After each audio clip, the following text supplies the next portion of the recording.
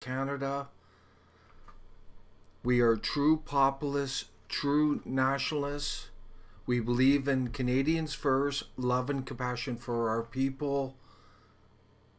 We want a strong nation state, protect our sovereignty, serve our citizenry. That is the highest order of government, to serve the citizenry, to put their interests first. And that's what we're all about. We reject the multilateralism, the globalist agenda that's been imposed on the Canadian people since Pierre Trudeau. You are coming second, third, fourth. That is a fact. Special interests, globalist interests, new migrants to the country are coming before you. You all know it. People are seeing it.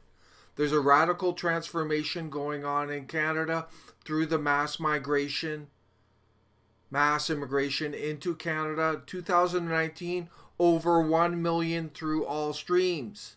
You will never hear this on the fake mainstream media or from those mainstream establishment parties. But that is the facts. It's important to remember, too, that Trudeau and the Liberals, no matter how bad they are just part of the establishment, the LibCon establishment. And what we've seen through the recent political history, it doesn't matter which establishment party's in power. They're all doing the overall same thing. Therefore, we must go another direction. And we're saying support NCA, support our beautiful agenda that will support Canadians coast to coast. Regardless of your ethnicity, your background, where you're from, it doesn't matter. We will put you first. The second thing we got to keep in mind is divisive, fragmentary politics only supports the globalist agenda. They want to fragment. They want to divide. So there are political forces out there that are trying to divide, fragment, try and divide Canadians. This will make things worse in this country. 100%. By fragmenting, you are weakening. We need national unity coming together. NCA is a vehicle for that. We are dependent on you, the Canadian people. So step up, get active, take ownership over what's going on in the country. We're going to look at a globalist today, Merkel, and the incredible harm she's done to Germany. We're going to look at her Davos speech and just go through some key aspects. But then, towards the end, we're going to look at what's been going on in Germany. It mirrors Canada. It's just on a larger scale. And it shows what is coming to Canada. It's quite terrifying.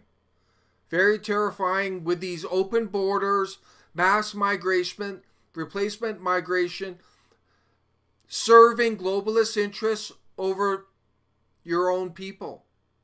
This is what multilateralism is. But let's get into Merkel and listen to what she has to say.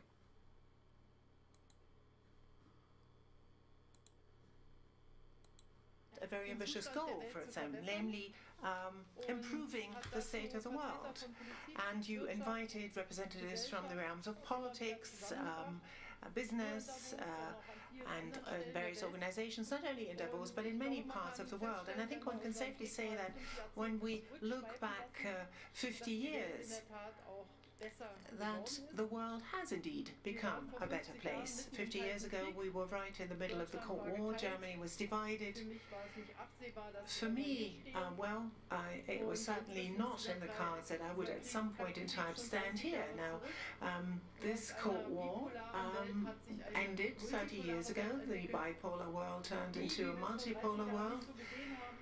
And actually, as a multipolar world, that too is something that we did not envisage 30 years ago, has a number of problems to contend with. The per capita income has ever since 1970 more than doubled. People who have to live through extreme poverty have become significantly less, even though obviously we still have a lot of poverty in the world, but also as regards very bad diseases such as polio, we've made enormous strides. All of that would not have been possible without cooperation, international responsibility, and this is what countries did. They cooperated at international level, and this is... It's hard to believe that she's the Chancellor of Germany. It's all about global politics, nothing about the German people. You see, it's easy to see a multilateralist globalist. When Trump gave his speech at Davos, it was all about the American people and their prosperity and security. If you listen to Merkel, she's the complete opposite. It's all about global issues,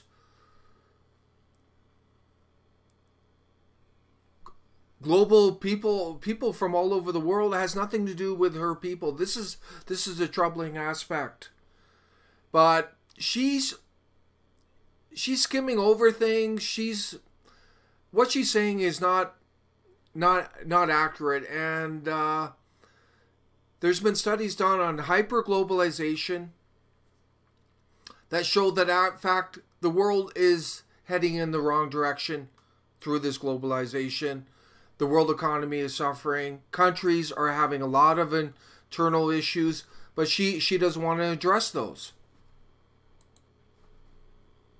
This is why I consider it to be so important, this kind of cooperation. Although every year, obviously, we have new problems to contend with. If we look at the global risk report of the Global Economic Forum, you can see, because you also have a color code there, we can see how the world changes. And what has come to the fore are basically environmental problems, environmental issues. So sustainability, the world converging more and more, is of prime importance. So stakeholders for a cohesive and sustainable world is certainly the appropriate motto for the world as we know it today, and we need to debate this. We quite often say that the world as a whole is not really able to do that much, but after all, the Sustainable Development Goals were developed a few years ago. Those Sustainable Development Goals are UN Agenda 2030. Harper adopted it in 2015 for Canada without consulting the Canadian people. He kind of did it in the back rooms. There was very little reporting on it, and it's being implemented on all levels of government. This is global governance over Canada. It's a complete attack on national sovereignty of Canadians and wherever else it's being implemented. It's masked in sustainable goals, but they're very nefarious, some of these goals. It's pushing this UN IPCC climate change agenda. It's pushing progressive social change. It's undermining the sovereignty of countries. You can see the results. But ultimately, it's global world order. UN Agenda 2030. Able to adopt those. More than 180 countries adopted those goals. So, in a way, we stake the ground for this new decade. There is a very clear roadmap that we walk on, because we want to achieve those SDGs. We want to put them into reality. But when in September I attended the summit that took stock of what we have been able to do so far, it also became very clear that we still have a lot on our plate. And if we go about it with the sort of momentum we've put to it so far, we will not be able to achieve those goals in time. And Mr. Schwab just told me that there was an agreement with the United Nations to set up a forum that deals with the oceans of this world and with maritime cleanliness, and that is indeed how we need to go about trying to make more progress and more rapid progress in order to attain those SDGs. The Secretary General of the United Nations is quite right in saying we now are about to embark on a decade of action, particularly, for example, in the area of biodiversity. A lot of countries are dealing with this, and that too is playing an enormous role on the agenda of the World Economic Forum, also in the area of climate change. The question, will we attain the goals that we committed to in the Paris Climate Agreement, may well be one of survival for the whole planet.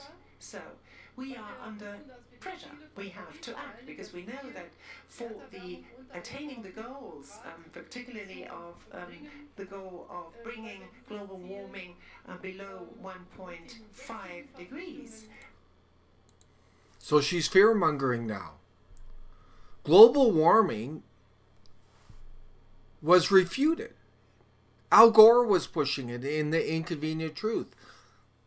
It was fear-mongering to this extreme.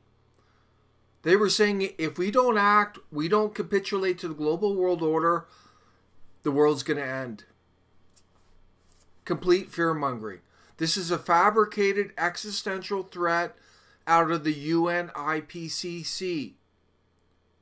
Dr. Tim Ball, Canadian climatologist, has refuted the science. So has Russian scientists have questioned the models. So have prestigious American scientists questioned the models. The climate change models, they're exaggerating. We know for a fact that the climate change models coming out of the Ministry of Environment and Climate Change are completely exaggerated. This links back to Maurice Strong in the Earth Summit and UN Agenda 21, which Mulroney adopted for Canada. It's led to UN Agenda 2030. This is the fear to propel global world order. And it's amazing. If you listen to her, she's a globalist. There's nothing about the German people and their struggles. Yet she's supposed to be representing them. It's unbelievable. Is something that, well, if we want to achieve, we need to speed up matters, because with the sort of speed we must, so far, we will not be able to do that. Now, what does this mean? The global community has to act together. This is an international agreement. Unfortunately, not each and everyone is with us on this, but many, many countries are still there, and each and every one of them has to give his and her contribution. When we look at Germany, the country that I have the honor to represent here today, I must say that 30 years after German unification, we are in a situation where we are comparatively well off. We have never had as low a number of unemployed people. We are spending a lot of money for research and development. We've increased our investments. But all of that does not properly reflect what we need to be able to do, what we need to be able to achieve in the next 30 years. Because this task to be below 1.5 degrees compared to pre-industrial times means no more and no less for us in Europe, than to be climate neutral by 2050. Unbelievable. She is bought fully by this climate change agenda. We are not denying climate change phenomena. That's a natural phenomenon. Just like the weather fluctuates, so does climate. But like we said, as far as we're concerned, prove us wrong. But this stuff coming out of the UN IPCC is exaggerated. It's complete fear-mongering. And what's interesting, she's trying to paint a rosy picture about Germany. Well, we're going to show another side to Germany she doesn't want you to know about. I'm going to shift ahead into this. I'm going to go to some key parts of this now.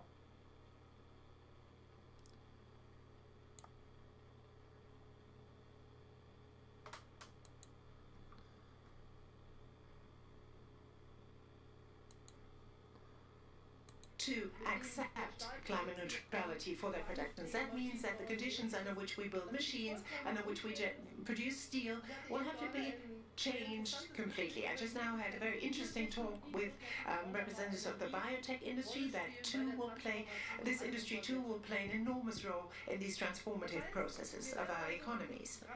So dramatic changes are afoot without actually abandoning the products to which we've become accustomed to all these years. But we have to have a considerable rethink, and we have to put the necessary regulatory environment in place, and the states have to be ready to embark on this path of innovation. So, on behalf of Germany, you know that we are a relatively peaceful country, but there are already quite considerable tensions within our society between those who think the prime importance is now to embark on this path.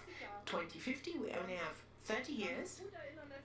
And I very well remember when German unity took place, that was 30 years back. In 30 years, a lot can be done. But I also know that 30 years are not that much if you want to achieve a digital transformation plus a transformation of your value generation. And this is why time is of the essence. And we, the older ones, have to be very careful. I am 65 years old now. So the impatience of our young people is something that we ought to tap as a potential. We ought to understand this as something where they obviously look at a far different horizon that goes beyond 2050.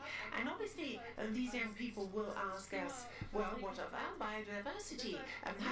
What of the climate that we will live in then? So we are called upon to act now. So what we have to overcome now are completely new conflicts within our society, because in Germany too, we have a huge group of people who think all of this is not so urgent, they're not completely convinced of this phenomenon. How do we take them with us? Democracies, after all, have the task to bind in people, to take them along, to try to make them passionate about these things. And this is an enormous tension right now between the rural areas and the cities, because the rural areas contribute a lot to simply having to bear those and have to tolerate those changes. The infrastructure in the cities obviously is much better developed. Individual mobility is something that people will be in a better position to abandon in a city than in the rural countries. It's not a matter of belief. It is very clear that there's a very clear evidence through the underlying scientific data that climate. So she's going on about climate change. She's obsessed with it. It's crazy. It's absolutely crazy. But there is tension in German society, not just on climate change. But look at the indoctrination of the young people coming through the educational systems, completely indoctrinated about things going on globally. Completely indoctrinated. We need to fight that. But we've looked at the science. And we defer to Dr. Tim Ball. We've referred to the number of scientists who have criticized the climate models, the projections. What Al Gore was pushing was completely fraudulent. That's why they changed it. It went from global warming to climate change. Look on NCA website on our climate change policy. You'll see a lot of information there at nationalcitizensalliance.ca. But I'm going to move on from this to further in here.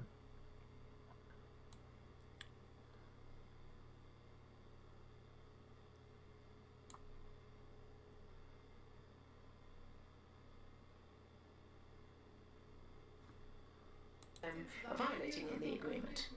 Now, there are other tensions. For example, in 2015, as you all know, we received a lot of refugees that fled the tensions in their home regions. When we ask ourselves what was the mistake at the time, the mistake certainly was not accepting these people, refugees that were on our doorstep. The mistake we made was that we weren't sufficiently vigilant prior to that phenomenon about the tensions that actually made people leave their countries. When a country such as Syria was more than 20, with about... That's amazing what she's saying there. She's not owning any wrongdoing to the German people. She flooded that country in 2015 with over 1 million refugees, migrants, asylum seekers. Flooded Germany. They were overwhelmed. It's caused chaos in that society. And I'm going to show that once I'm finished with her. But it's unbelievable. And now she's saying, oh, we should have stopped these conflicts. She's got a point there, but conflicts are always going to happen. You can't avoid them. She didn't have to let all these migrants in Germany. Just like we don't have to be letting in over 1 million a year into Canada. They're not putting their citizenry first. They're following globalist interests, globalist institutions, open borders. That's what they're doing. Global world order according to SDGs from UN Agenda 2030.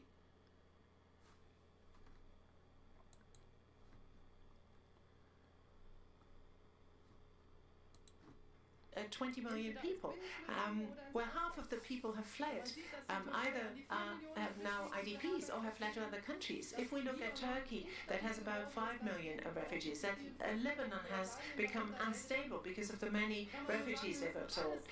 Jordan has absorbed so many refugees. We time and again have to be vigilant. Come on, be honest, Merkel. The Gulf states in the Middle East didn't take any refugees. They didn't want them.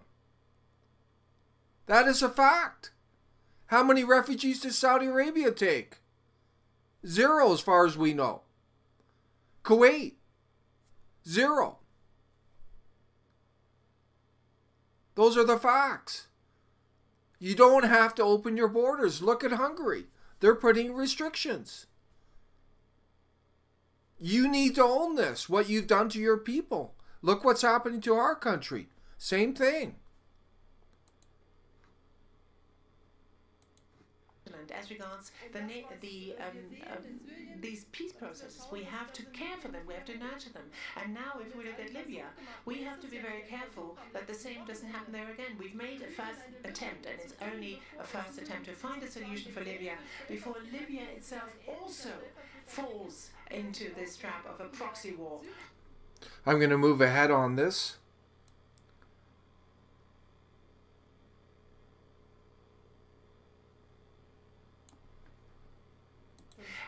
Niger and Mali have an average age of 15. What does this mean when you have such a huge part of your society that are young people and that look to quite a different future horizon than you do? We have always said we have time, but now there is a pressure upon us, and I can only say the Europeans can only win if they listen to the Africans, if they also tap this in. Well, we have an average age of 45 years. Niger and Mali have an average age of 15. What does this mean when you have such a huge part of your society that are young people and that look to quite a different future horizon than you do? We have always said we have time, but now there is a pressure upon us, and I can only say the Europeans can only win if they listen to the Africans, if they all... So she's going on about aging population issue. I'm going to get further into this later on, but this is a bogus argument. Most economists agree that immigration, mass migration, has an insignificant impact on an aging population. Why is it such a big deal if the population decreases a bit? It's like they always got to push it more and more. It doesn't make sense.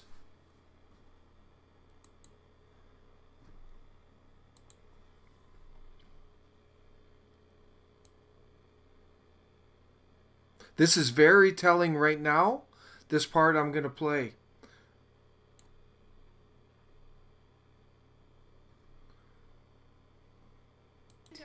As I said, we as Europeans, and I can say this for Germany. We will stand up for multilateralism. We will stand up for multilateral organizations. Each and every one can, of course, conclude trade agreements. We do this as European Union. There she was. She admitted she's a multilateralist. She's taken Germany down this multilateralist agenda. They will stand up for multilateralism, aka global world order, these multilateralist globalist institutions. That's what they're doing. Their people are coming last, just like here in Canada. The LibCon establishment is very similar to Merkel. That's why last year the LibCons signed an alliance with Germany and France to protect the liberal international order, aka global world order, multilateralism, the multilateralist institutions like the UN, IMF, World Bank, International Banking Cartel.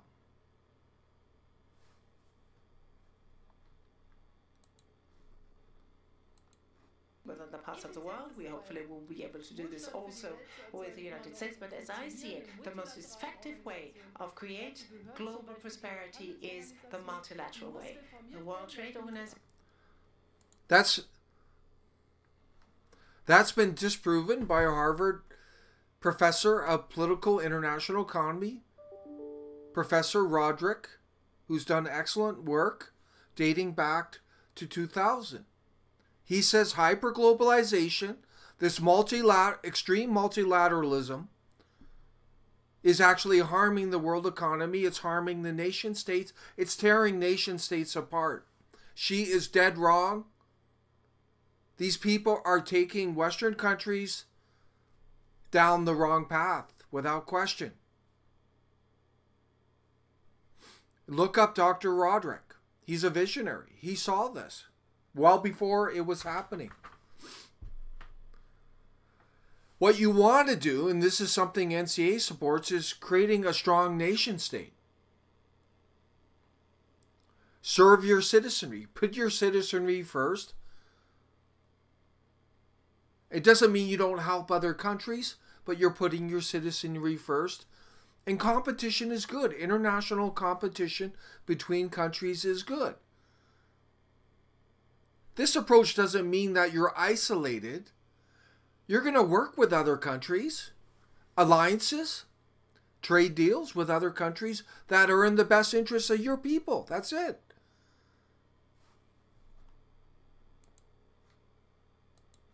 Is part and parcel of this. I agree with the American president that the WTO needs to be reformed, but it has to be rendered functionable. And the fact that we don't have this panel in place right now, I think.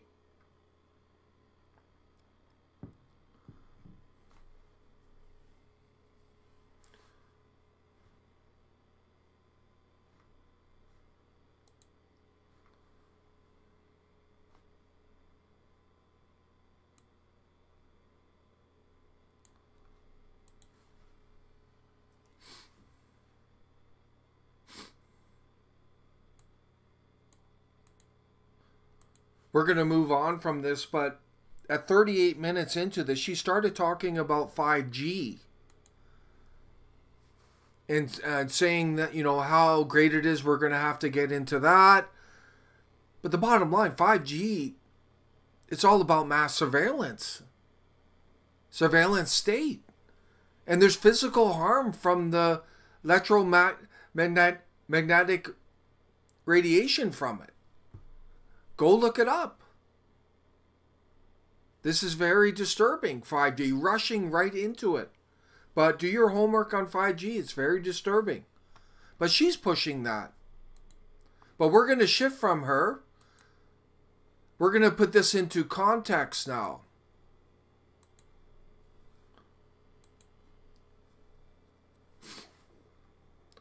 Just give me a second here.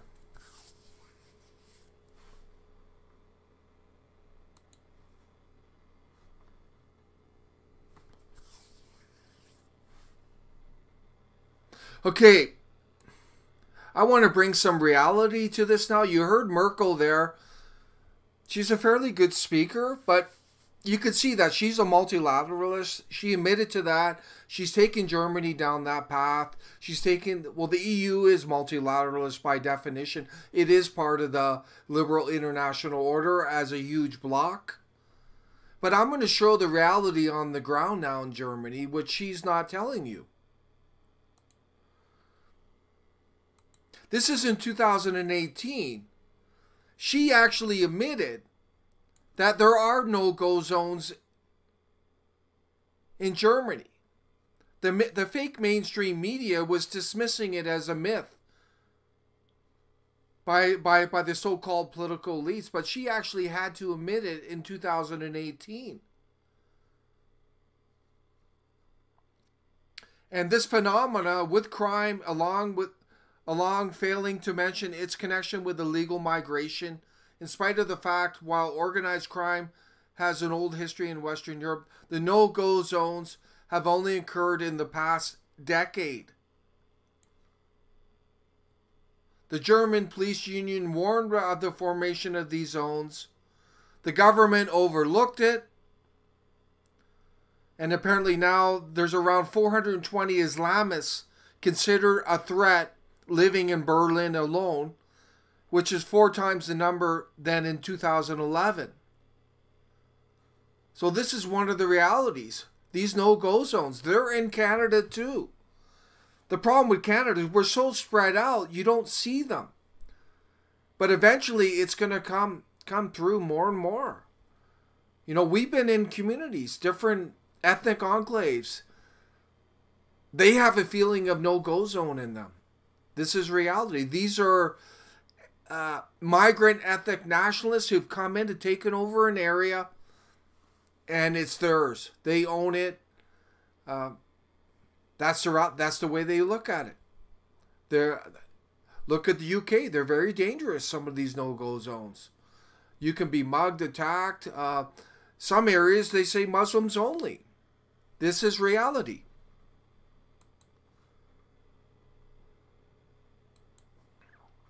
This video talks about the crime spike in Germany thanks to Merkel and her multilateralist policy. It's just insane. Listen to this.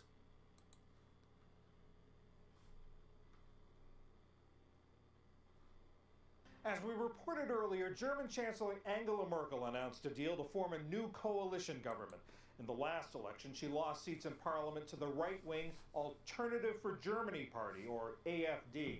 A big issue was her decision to open the borders to more than 1 million migrants and refugees in 2015. Now, with AfD, the main opposition party, Merkel is facing demands to step up deportations of young male migrants.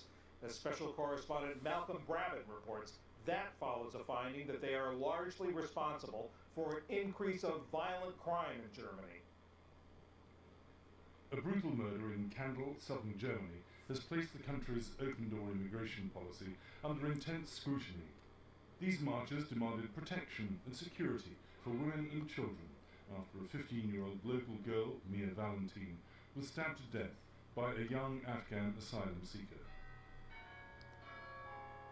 Her alleged killer claimed to be 15, but there are suggestions that he was older, exploiting a system which forbids the deportation of minors. Lawyer Martina Burswald. I'm mother of 3 children, and we are here together to protest against the aggressivity of people who are grabbing our children and who are bringing fear in our country. We want to live in peace, and this is the fault of Angela Merkel. The demonstration in Kandel was nominally organised by a women's alliance. This is some of the reality of these multilateralists. It's going on in Canada, the mass migration into Canada. Over 1 million. You'll never hear it in the fake media, the fake mainstream media. They will never talk about it. But that's the reality of Canada. We're having incidents like this more and more in Canada.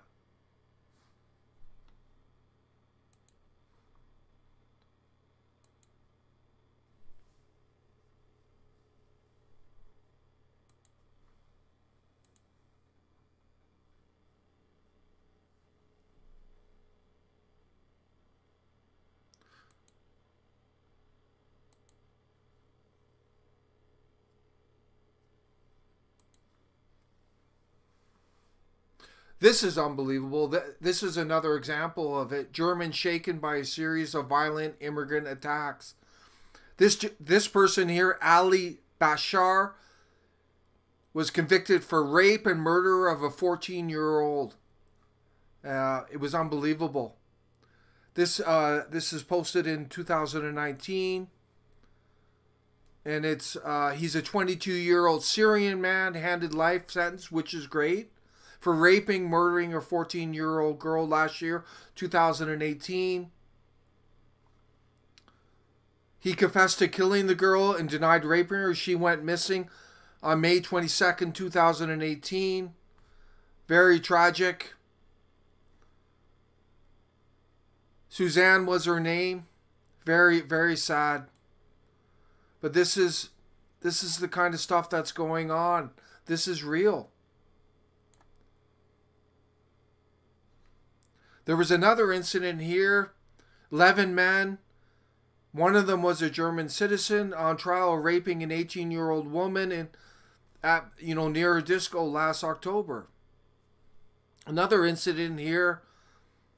A mass rape of an 18-year-old woman by 5 alleged Bulgarian attackers.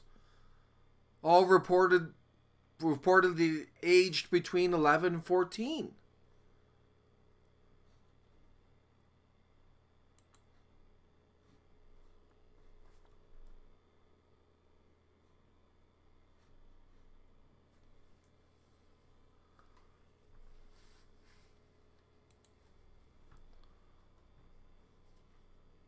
I'm going to shift now.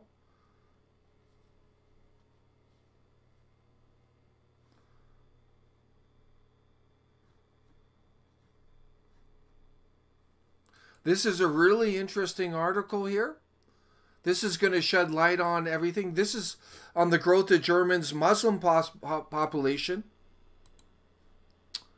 We're not against Muslim Canadians, Muslims in general, NCA, but we're against radical extremism. Political Islam Sharia. We wanted the ban practiced in Canada, without question. But you can see what's going on here. This is a very interesting article.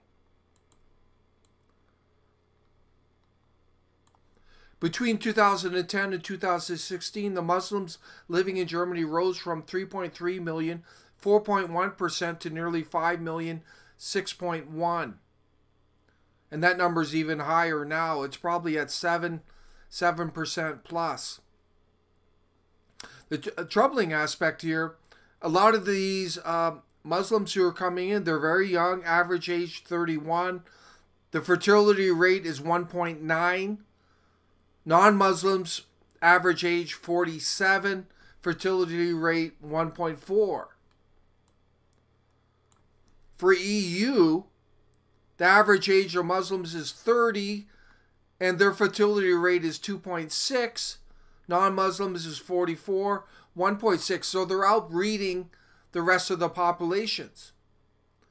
And we can look at the overall. This is in 2016. These numbers are even higher. But what a mess Sweden is. It's at 8.1%. That's probably over 9% now. Germany at 6.1%, that's probably over 7%. It's a mess there. The UK 6.3%, that number's even higher. Austria, Switzerland, France 8.8%.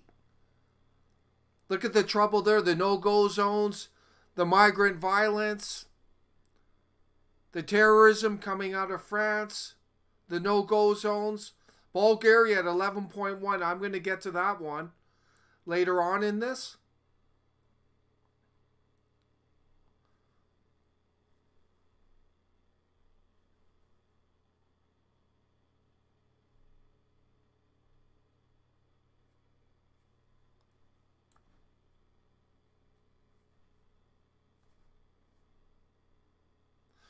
A lot of the Muslims in there are asylum seekers.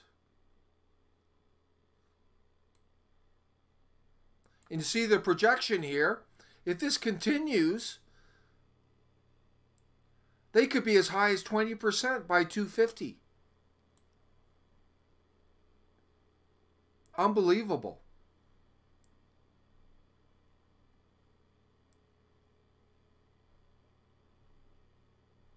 There's a lot of fear.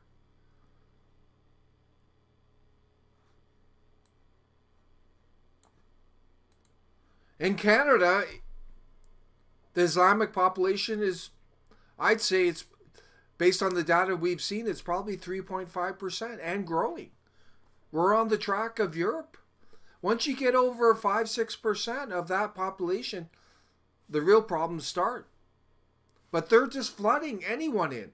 This is part of the multilateralism, globalist agenda, the open borders into Canada. NCA will put a stop to this. It's insane. The Canadian people are coming last.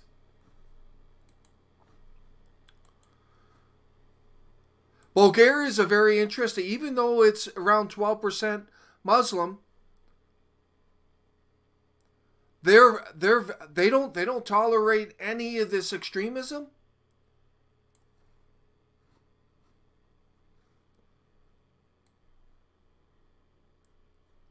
The government is very strict on it.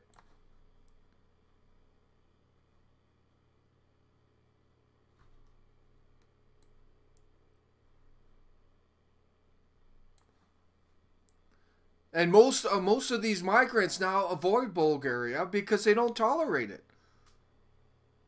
Bulgaria ranks first among countries that asylum seekers should avoid. And this is in a refugee handbook. And then they claim, you can read that the Bulgarian people are overwhelmingly racist and that refugees are handled and kept in a humane way. That's what they're claiming. Life in Bulgaria is hell. My entire stay in Bulgaria was marked by suffering, abuse, and humiliation. Right. Neither the Bulgarian authorities nor the Bulgarian people were good to the refugees. Most of the refugees are Muslim is seen as irritating the Bulgarians all the more. The country's national identity is shaped in large part by oversimplified legend of the so-called 500-year Turkish yoke. Bulgarians look at these people as kind of gypsies. So there's zero tolerance in Bulgaria, even though they're around 12%. There's no free handouts there. Like Canada. It's a gravy train in our country. Why wouldn't you want to come here? You're going to get all the healthcare, all the benefits. You can get put up in hotels. Anyone, you can cry discrimination, racism, and they're beating down traditional Canadians. It's great here. If you're part of that minority, you can do whatever you want.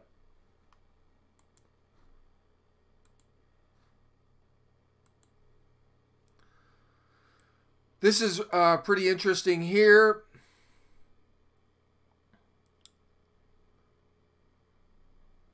It shows the migration intake into Germany, similar to Canada.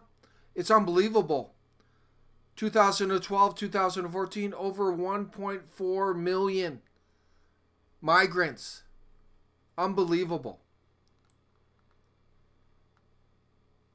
The asylum seekers is unbelievable. Almost 500,000 in 1 year.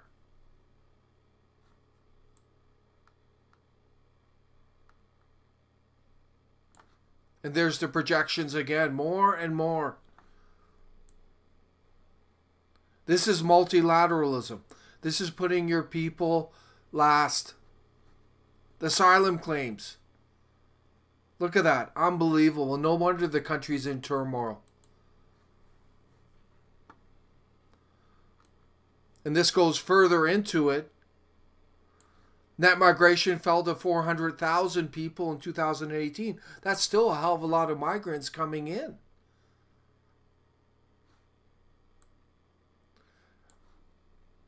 They're coming from Eastern Europe, Romania, Croatia, Bulgaria, Poland, Africa, Middle East. And this is very interesting here. And this is what they say in Canada, these multilateralists in Ottawa, the globalist sellouts in Ottawa. An aging population with low birth rates mean Germany's workforce is likely to shrink over coming decades. So migrants are considered crucial to help companies find workers whose pension contributions support the growing number of retirees. That's the argument they use in Canada. It's a fallacious argument. Most economists agree that migration has an insignificant impact on an economy, per capita individual income, on an aging population. It's just common sense. And what's happening is these migrants are coming in, then the chain migration comes, they're bringing their parents, their grandparents, all these aged migrants are coming in. That's why it doesn't have an impact. This is what's going on.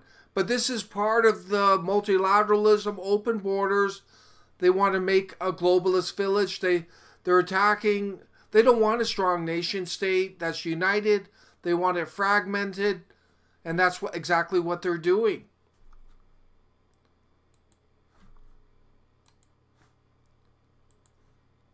And this is what really brought this to light in Germany. And we hope this never happens in Canada, but we're on this trajectory. But this is in Cologne, Germany, when over 1,200 German women were sexually assaulted at a New Year's event. And only two people from that, two of the people doing these sexual assaults were convicted. Only two. And it was covered up in the fake mainstream media. But here's a sense of it right here.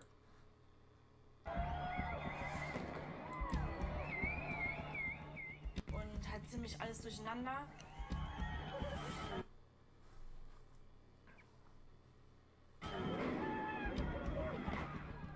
Ja, und halt, wir sind halt dann halt auch wirklich gelaufen. Ja, und dann war es halt so, dass mich jemand gezogen hat am Mantel. Ich hatte den ganz langen Mantel, mich jemand gezogen hat, mir hinten am Po gepackt hat. Und dann aber auch so ja, nicht so gepackt, sondern so wirklich zugepackt.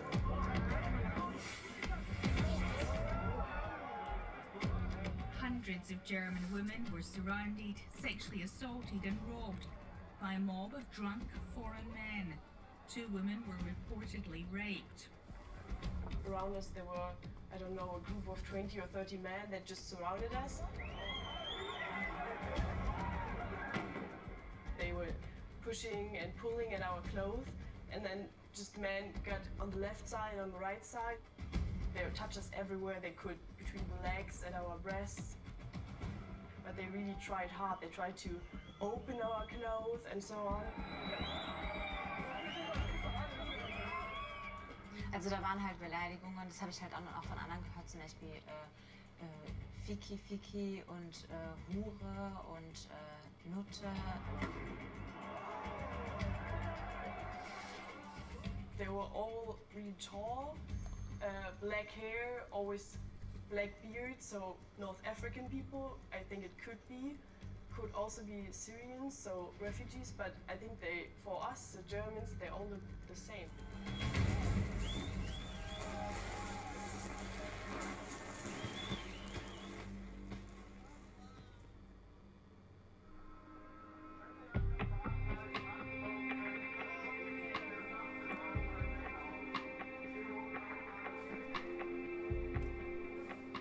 With the festivities barely over, Cologne police put out a press statement that would soon come back to haunt them. That communication afterwards by Cologne police was just a complete and utter failure, because at first they pretended that nothing had happened, although they must have known from very... But that's the harsh reality of Germany. And this multilateralism, open borders, which we have in Canada, it's not working. It's a sickness in the society. It's ethnic enclaves, NoGo zones, the molestation, the sexual assaults, the migrant violence, this will all increasingly come to Canada. This is a disaster. The LibCons are taking Canada on. A complete disaster. But it's all tied to the globalist special interests. Global interests putting our people last. And that's the failure of this approach.